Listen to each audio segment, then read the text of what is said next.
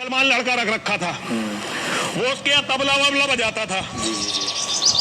और मुरारी बापू के और उसके बड़े प्रगाढ़ संबंध थे, आपस में बड़े प्रगाढ़ संबंध थे, समझ रहे होंगे आप। मैं कहना नहीं चाहता, लेकिन उस व्यक्ति ने फिर इसकी लड़की को पटा लिया। अच्छा। और ये कहते हैं कि फिर मुसलमानों से इसके घर की कोई महिला बची नहीं।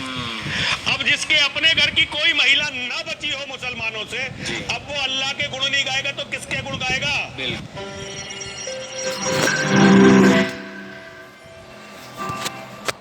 सभी मित्रों को नमस्ते और स्वामी जी आपका बहुत बहुत स्वागत है एक बार फिर से आपके अपने मंच पर जिसका नाम है सत्य सनातन। बहुत बहुत धन्यवाद आपका अंकुर, बहुत बहुत हृदय की गहराइयों से धन्यवाद देता हूं अंकुर।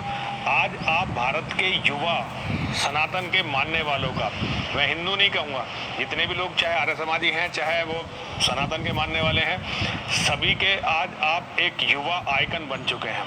आप जिस तरह से हर मुद्दे पर बिल्कुल निष्पक्ष होकर एक अपनी राय रख रहे हैं, मुझे तो अब लगता है कि मेरी भी ज़रूरत नहीं है।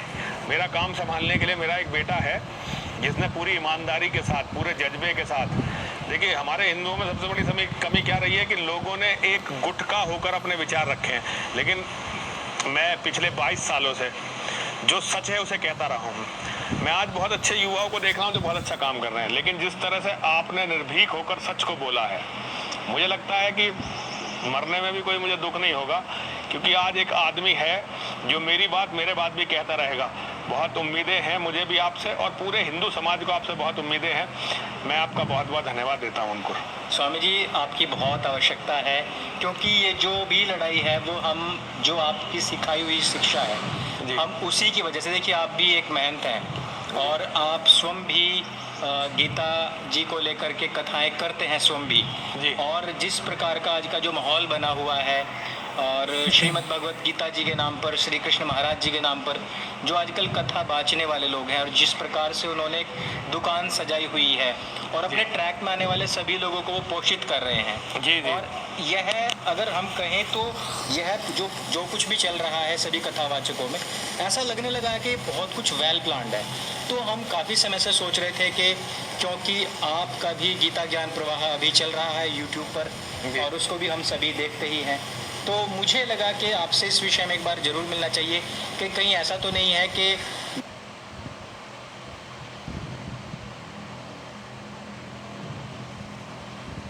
Pelajari bahasa trader sejati dengan All-in Trade. Kantor adalah tempat favorit Anda. Deposit mulai dari $20. Indikator untuk trading yang lebih akurat. All-in Trade mudah dipelajari, mudah untuk menghasilkan uang.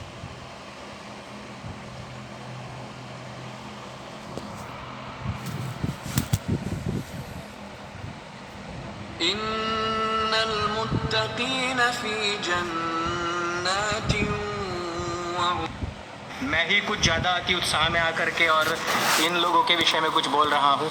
मैं आपसे जानना चाहता हूँ कि एक कथावाचक क्या है और एक कथावाचक जो श्री कृष्ण महाराज का जो चरित्र हम लोगों को रखना चाहिए था, क्या वो रख पा रहे हैं? देखिए अंकुर, ये एक बड़ा विचित्र सा समय है भारत के सामने और विशेष रूप से हम सनातन के मानने वालों के सामने।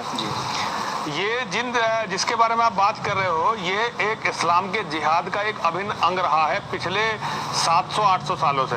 ये अचानक नहीं हुआ है कुछ भी, ये 700-800 सालों से जो हुआ है, आज जो आप देख रहे हो ये फल आए हैं। इस्लाम ने बड़े धैर्यपूर्वक कुछ बीज बोए थे, पेड़ बनते हुए देखा है और अब उसमें जहरीले बीज, अब जहरीले फल आ गए हैं जिन्हें खाकर सनातन की मृत्यु होनी तय है। आपको जो ये दिखाई दे रहे हैं मुरारी, जो ये पापी है, मुरारी पापी, और ये चिन्मयानंद और ये महिलाएं हैं, ये जो दिखाई दे रहे हैं आपके, ये धर्म पर, हमारे धर्म को खत्म करने के ये अब ये आखिरी फेज की तैयारी है। ये आज से नहीं हुआ है। देखिए, किसी भी कौम को, किसी भी जाति को आप तब तक परमानेंटली कुचल नहीं सकते जब तक कि आप उसके आध्यात्मिक विश्वासों को तोड़ नहीं देते। केवल 80 लाख यहूदियों ने आज एक ऐसा अजय मुल्क बनाकर दिखा दिया, अजय देश बनाकर दिखा दिया। क्यों बनाकर दिखा दिया? क्योंकि उनका अपने यहूदियत में आइंस्टीन जैसा वैज्ञानिक और भी लाखों ऐसे लोग हैं जो बड़े बड़े प्रतिभाशाली रहे हैं, एक भी आपको ऐसा नहीं मिलेगा उसे यहूदियत के प्रचार के लिए किसी ईसाइयत के हीरो की जरूरत हो या इस्लाम के हीरो की जरूरत हो। वो अपनी यहूदियत पे कायम है, इसीलिए इतने सारे इस्लामिक मुल्क मिलकर भी आज यहूदियों का कुछ नहीं बिगाड़ पाते, एक यहूदी को कत्ल नहीं कर पाते। और आपने देखा होगा हिंदू जगह जगह कुत्ते की मौत मार, कुत्ते से भी बुरी मौत, कीड़े मकोड़ों की मौत मारा जा रहा है। उसका कारण क्या है? क्योंकि हिंदुओं के आध्यात्मिक विश्वासों को खत्म कर दिया गया है। मैंने पहले भी हमारी आपकी चर्चा हुई थी, ये जो कथाकार हैं आज के कथा का, वैसे तो भगवान श्री कृष्ण ने गीता में कहा है कि ज्ञान यज्ञ की बड़ी महत्ता उन्होंने बताई है। ज्ञान यज्ञ का अर्थ है कि भगवान का जो प्रदत्त ज्ञान है, भगवान के प्रदत्त ज्ञान है वेद, ठीक है, वेद है, और भगवान की जो लीलाएं हैं, लीला का मतलब रास लीला नहीं, जो महाभारत में उन्होंने दिखाई हैं, जो रामायण के समय में उन्होंने दिखाई हैं, वो लीला है जैसे बाली का वध किया गया है, वो लीला है जैसे कर्ण का वध किया गया है। कुरुक्षेत्र में धर्म युद्ध हो रहा था तो कुरुक्षेत्र हमारा धर्म क्षेत्र था। आप भगवान श्री कृष्ण को अगर समझेंगे तो आप समझेंगे कि दुनिया का सबसे बड़ा महायज्ञ जो होता है वो धर्म युद्ध होता है, और उस धर्म युद्ध में अपनी आहुति देने वाला व्यक्ति सर्वोच्च योगी की गति पाता है। ये भगवान श्री कृष्ण की लीला है, ये उनका कथन है। हमने भगवान श्री कृष्ण को अगर हमारे हृदय में जीवित रहता, अगर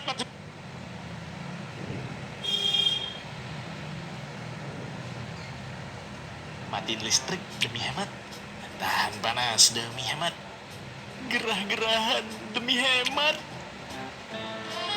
Segitunya pengen kamera baru. Di Shopee Big Ramadan Sale diskon 50% pasti lebih hemat.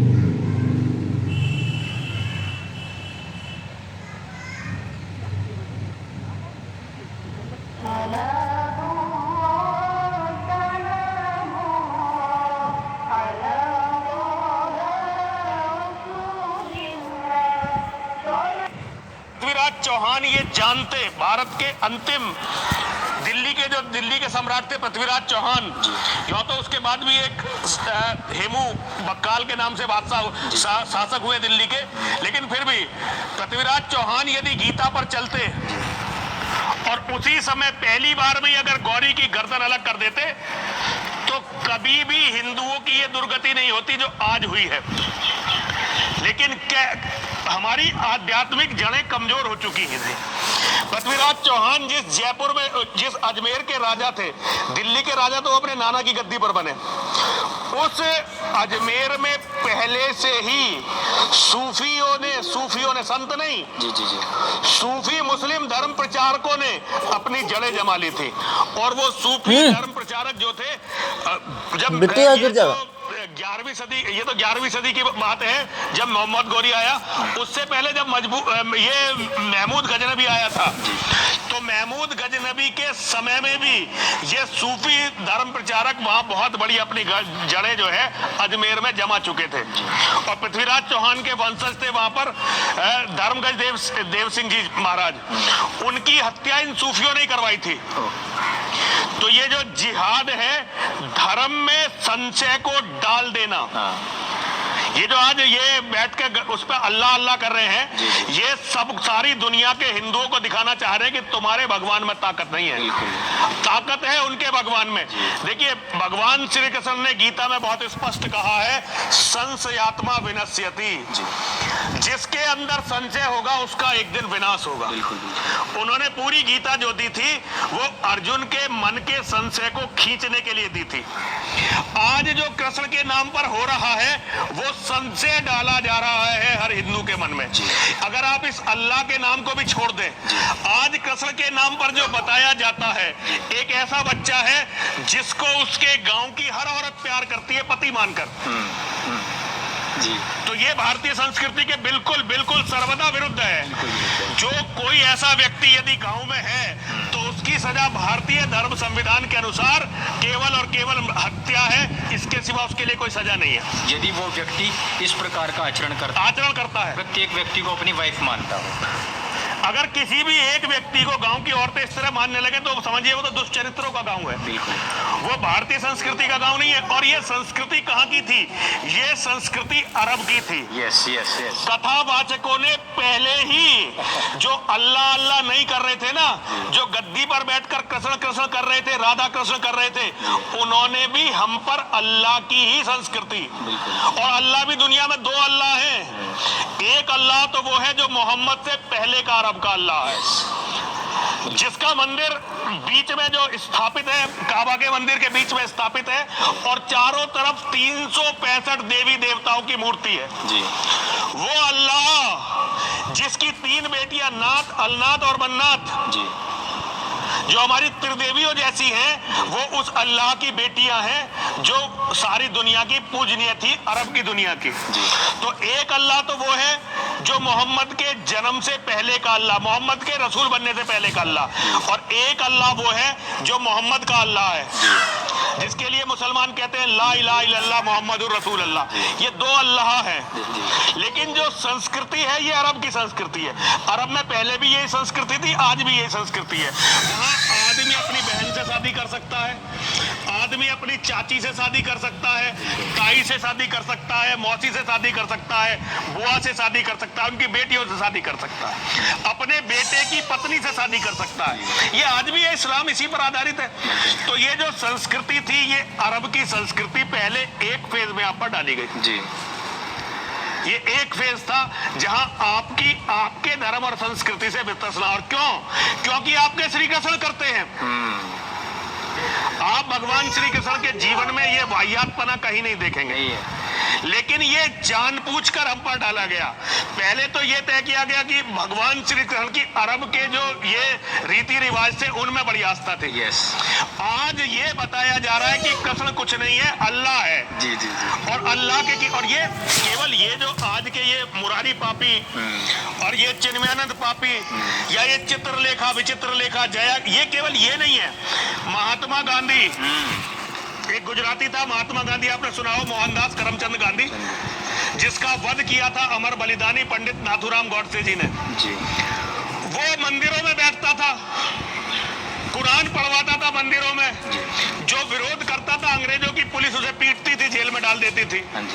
ये षड्यंत्र आज के नहीं है, ये षड्यंत्र बहुत पहले के हैं और ये षड्यंत्र बहुत गहन है।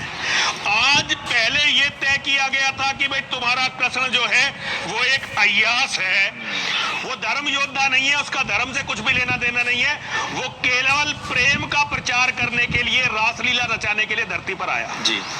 और अब ये कथावाचक ये धीरे धीरे स्थापित करने में लगे हुए हैं कि कृष्ण और राम तो कुछ थे ही नहीं, अल्लाह ही है, असली जो है वो अल्लाह है।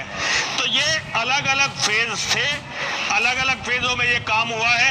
अब ये फाइनल फेज है जब ये जो मुरारी है ना, आपने देखा होगा, ये अरब से बड़े पैसे आते हैं इसके पास। ये खुद भी अरब में कथा करने बहुत जाता है, पाकिस्तान में कथा करने बहुत जाता है। अभी एक इसका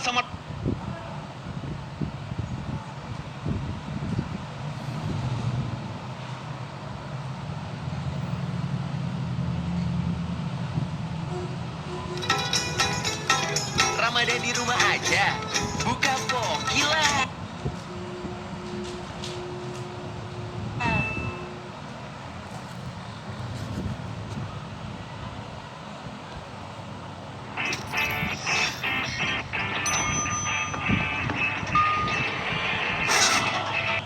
समर्थक कह रहा था कि महाराज आप इनके बारे में कर रहे थे, ये तो पाकिस्तान में भी राम कथा करके आए हैं, ये तो दुबई में भी राम कथा करके आए।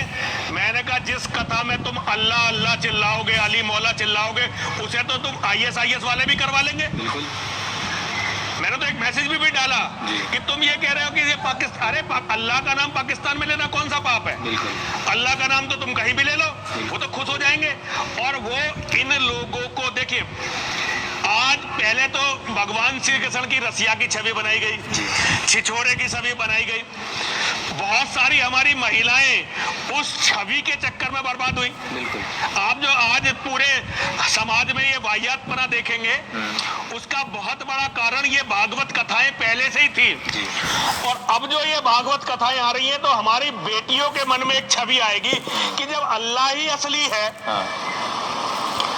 और राम कथा और भागवत के कथा पर भी अल्लाह की पूजा हो रही है, तो फिर राम कृष्ण की पूजा क्यों करें? करनी ही क्यों? सीधी अल्लाह की पूजा ना करें। बिल्कुल। तो ये लोग अल्लाह को, उस कातिल अल्लाह को जिसने 500 करोड़ हिंदुओं का कत्ल करवाया और दूसरे ईसाइयों का, यहूदियों का, बौद्धों का कत्ल करवाया, उस अल्लाह को सर्वोपरि बनाने के लिए अब ये कथाएं हो रही हैं। अंकुर, ये मेरा मेरा अपना विश्वास है, मैं दूसरों की नहीं जानता क्या कहते हैं। जिस अल्लाह के कारण मेरे 500 करोड़ भाई बहन मारे गए, जिस अल्लाह के नाम पर काबुल में दरवाजा बना दुख्तरे हिंद नीला में 2 दीनार, जिस अल्लाह के नाम पर मेरी बेटियों की लाशों से बलात्कार हुआ, जिस अल्लाह के नाम पर मेरी बेटियों की मंडी लगाई गई, वो अल्लाह और उसका हर मानने वाला मेरा व्यक्तिगत दुश्मन है। चाहे वो ये मुरारी पापी हो, चाहे ये विचित्र लेखा हो, चाहे ये कोई भी गंदगी का ढेर हो, ये सब मेरे व्यक्तिगत दुश्मन हैं और मैं इन्हें व्यक्तिगत शत्रु ही मानता हूं, क्योंकि ये उस अल्लाह के प्रचारक हैं जो बहुत जल्दी 100 करोड़ हिंदुओं का या तो कत्ल करवाएगा या इनका धर्म परिवर्तन करवाएगा, और ये उस धर्म परिवर्तन के वाहक हैं। इसलिए व्यक्तिगत तौर पर मैं इन्हें अपना शत्रु मानता हूँ। स्वामी जी, आपको क्या लगता है, जैसे कि हम रस खान से पूर्व का जो श्री कृष्ण महाराज का जो चरित्र पढ़ते हैं वो एकदम अलग है, लेकिन जो रस खान आया, जहाँ खान आए, मुसलमानों ने आकर के, अभी मैं जो बातें कर रहा था पिछले दिनों, तो उसमें मुझे बहुत सारे लोगों ने कहा कि मुसलमानों ने खुद उनके चरित्र का बखान किया है। तो मुझे ऐसा लगा है कि जो मैंने उनका चरित्र जो उन्होंने लिखा है वो एकदम डिफरेंट था, और उन्होंने ही इनको रसिया, छलिया, मनीहारा, ये सारी चीज़ें बनाई हैं। तो आपको क्या लगता है कि ये सारी की सारी चीज़ें प्लांट थी कि मुसलमानों को घुसेड़ करके इस सब चीज़ों में लिखवाया गया है सब कुछ जो बिल्कुल बताया है उसमें? तो बिल्कुल ये बहुत वेल प्लान था। हमने सोचा ये मुसलमान असल में जाहिल नहीं थे, ये बहुत ज्यादा ध्यान से इन्होंने डीपली हर चीज का अध्ययन किया था, और ये समझ गए थे कि अगर राम और कृष्ण के चरित्र को दूषित नहीं किया गया, राम और कृष्ण के चरित्र पर संशय नहीं खड़ा किया गया, तो हिंदू कभी हार नहीं मानेगा। हार गए। देखिए, अरब के अंदर जब ये लुटेरों ने हिंदुस्तान के बारे में सोचना शुरू किया, तो इन्होंने मोहम्मद बिन कासिम ने पहली बार जीता सिंध को। उससे पहले इन्होंने कई आक्रमण किए और हर बार मारे जाते थे। सिंध को इन्होंने जीत लिया था। पूरे अरब में से 8वीं सदी का इतिहास गायब है। कारण क्या है? उसका सबसे बड़ा कारण है, भारत से बप्परावल गए थे और उन्होंने इन अरबियों को मार मार कर इनकी ऐसी दुर्गति की थी कि ये भूल गए थे भारत पर आना, और 300 साल तक ये भारत पर नहीं आए थे। अब ये कैसे घुसे भारत में? उसके लिए उन्होंने बहुत तैयारी की और बहुत सारे सूफियों को, हिजड़ों को, ख्वाजा जो अजमेर का ख्वाजा का मतलब हिजड़ा, ख्वाजा का मतलब होता है हिजड़ा, ऐसे बहुत सारे हिजड़ों को, बहुत सारे सूफियों को, ताकि वो धर्म के बारे में यहाँ संशय पैदा करें, उन्हें भारत में धकेला। भारत यदि वेद पर चलता, रामायण पर चलता, गीता पर चलता, भगवान श्री कृष्ण के चरित्र पर चलता, तो कभी नहीं हारता। और अगर हार भी जाता, जैसे मोहम्मद बिन कासिम के समय हार गए थे राजा दाहिर, दोबारा सा जीत लिया जाता। लेकिन इन्होंने हमारे धार्मिक विश्वासों को, अच्छा, हिंदुओं में एक बहुत बड़ी कमी हो गई थी, आज भी हम देख रहे हैं, हिंदू सत्ता के लालच में और पैसों के चक्कर में सब कुछ बेच देता है। ये कमी बहुत बड़ी हिंदुओं में आ गई थी, आज भी हम अपनी इसी कमी के शिकार हैं। तो उन्होंने हमारी इस ग्रंथि का फायदा उठाते हुए हमारे भगवान श्री कृष्ण के चरित्र को इस तरह से कर दिया था कि फिर हिंदू जनमानस बिखर गया। वो लड़ ही नहीं पाया। लड़ता कैसे? उसके हाथ में तो मंजीरे थमा दिए गए थे। उसके भगवान को तो रसखान, जैसे रसखान पहला नहीं था, उससे पहले बहुत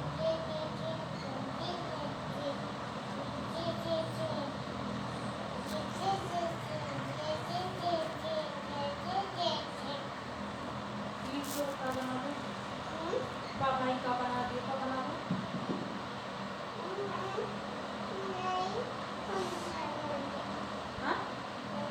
Balik lagi di channel Fashion and Beauty kesayangan kalian semua. Aku pakai .com untuk ngarahin.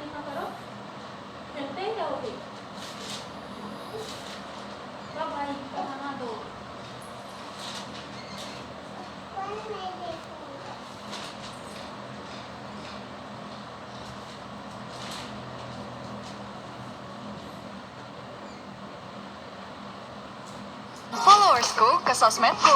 Aku bisa punya email resmi dengan nama domain sendiri. Temukan domain.com kalian sekarang juga hanya di siapnya.com. Siapnya.com. Let's go.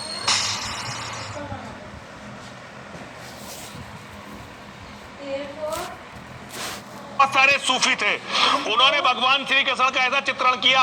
और जो लोग अय्यास थे, जिनके चरित्र हल्के थे, जैसे अब ये आप जो इस पापी के बारे में, क्या नाम है इसका, क्या नाम है, मुरारी पापी जो है, इसका चरित्र, अब ये बातें कहते हुए मैं जरा थोड़ा अच्छा सा नहीं लगता जी जी।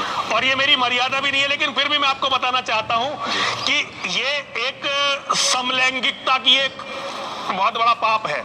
अभी आपने देखा होगा कि 377 धारा हटाई गई है, तो ये उन लोगों ने हटा दी गई, उनके द्वारा हटा दी गई है जो इन कामों में प्रवृत्त रहते थे। जी जी जी।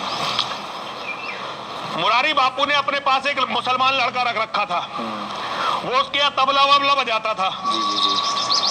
और मुरारी बापू के और उसके बड़े प्रगाढ़ संबंध थे आपस में, बड़े प्रगाढ़ संबंध थे, समझ रहे होंगे आप, मैं कहना नहीं चाहता, लेकिन उस व्यक्ति ने फिर इसकी लड़की को पटा लिया। अच्छा। और ये कहते हैं कि फिर मुसलमानों से इसके घर की कोई महिला बची नहीं। अब जिसके अपने घर की कोई महिला ना बची हो मुसलमानों से, अब वो अल्लाह के गुण नहीं गाएगा तो किसके गुण गाएगा? बिल्कुल बिल्कुल। और ये मेरी बात पे अगर आप विश्वास ना हो तो आप गुजरात में चले जाओ और किसी से भी इस बात की जानकारी कर लो। अगर मेरी बात झूठी निकले तो जो काले चोर की सजा, वो सजा मुझे देना। वैसे तो जितना मैंने बोल दिया है ना, अब ये मेरे इलाज के लिए बहुत है। अब बहुत सारे षड्यंत्र होने शुरू हो जाएंगे मेरे खिलाफ, लेकिन खैर कोई बात नहीं, हम तो हमेशा जेलों में ही रहे हैं और चले जाएंगे या मारे जाएंगे।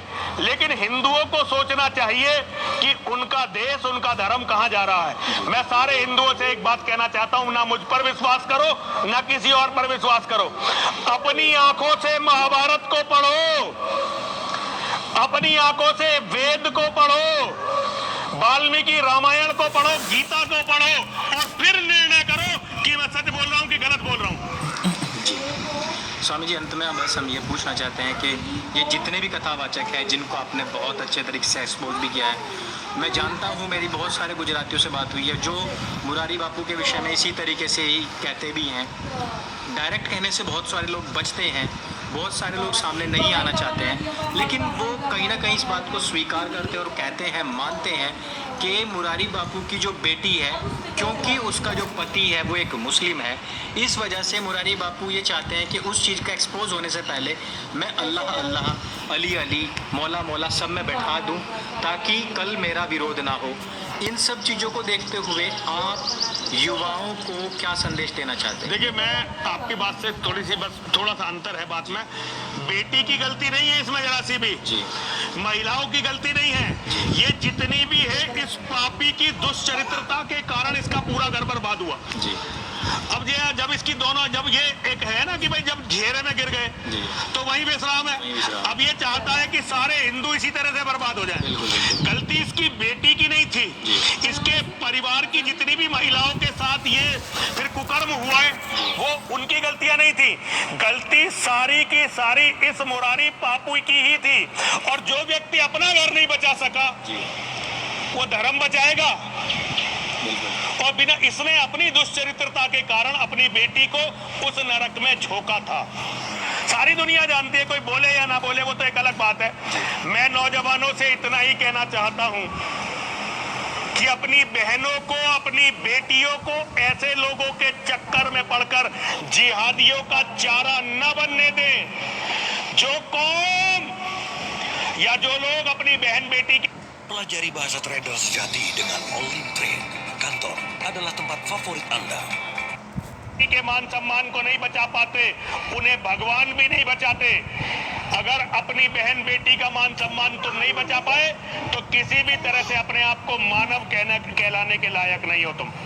स्वामी जी आपने बहुत सारी अच्छी बातें बताई हैं, बहुत सारी वो बातें मुझे तो सारी बातें बुरी बोलनी पड़ी आज, कहाँ अच्छी बताई है। जो सच होता है वो लगता है। लेकिन ये सच भी बहुत बुरा है अंकुर, बहुत बुरा है। ये सच बहुत घृणास्पद है जी। ये सच बहुत घृणित है। इसको बोलने से पहले मेरी जुबान कांपती है।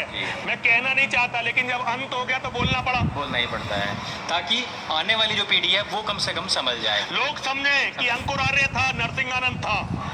पतन के